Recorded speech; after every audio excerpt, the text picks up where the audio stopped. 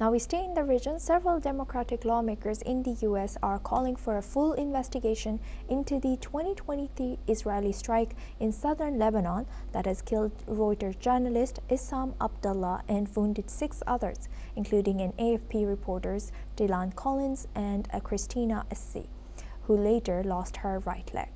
Representative Becca Balint has said that lawmakers will not let it go, stressing the need for accountability from both the U.S. and Israel. Collins has urged Washington to publicly acknowledge the attack and press Israel, its closest Middle East ally, to hold those responsible to account.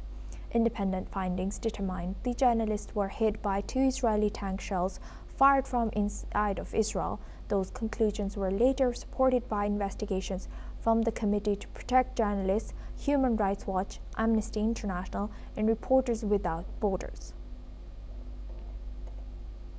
It has been over 2 years since the targeted attack against journalists on assignment in southern Lebanon. We demand accountability. That's why we're out here. We're not letting it go. It doesn't matter how long they stonewall us. We're not letting it go. I want the U.S. government to acknowledge that this happened publicly. Neither the Biden nor the Trump administrations have ever publicly acknowledged that a U.S. citizen was involved in this or was wounded in this attack. So that would be a start. But I'd also like them to put pressure on their greatest ally in the Middle East, the Israeli government, to bring the perpetrators to account. Now for this discussion, we welcome back Mr. Levarko. He's an Israeli journalist, joins us live from Netanya. Thank you very much, Mr. Levarko, for staying with us. Now looking at this, as you're also a journalist, you feel their pain and you understand where they're coming from. What's your take on this? Well, my take is I think those people that are calling for Israel to be accountable, I think they are totally right. And if I were in their shoes, I also would be asking questions. If I was the family, if I were the friends, I also would be asking the Israeli government, what's going on? Come on, give us some report. And they have every right, and this is a democracy, the people of Israel, some people also are asking for accountability.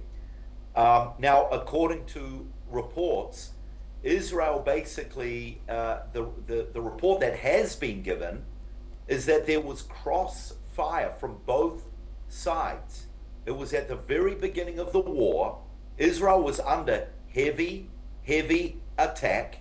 We had just had 1,200 of our people slaughtered, raped, and kidnapped. So, yeah, things were tense, things were tight. And when there's crossfire from civilian areas, and I'm not saying that where these fires, where Israel fired were, because I don't know the report. I don't know exactly what happened, but what concerns me is that the Israeli government, they said we have researched it and we are satisfied, and but that's it. They don't give too much information. So, and therefore, like I said before, I agree with the people asking for more accountability if they can get more accountability and if they can get more information. I think that's, in a war, it's problematic when there is crossfire from both sides to know exactly what happened. But I hope that our government and our officials and our military are doing the best they can. Listen, my take on our military, on our top echelon, is that we do try as best as we can to keep a very high moral and ethical standard. Inside of our military engine rooms, we have members from the High Court, from the High Justice, from international human rights organizations. Before we make major decisions, we try to confer with these experts.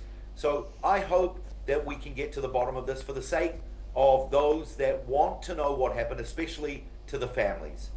Yes, indeed. Thank you for highlighting that, and thank you for joining us once again and sharing that insight throughout our news. With that, I would like to thank Mr. Aaron Levarko. Now moving on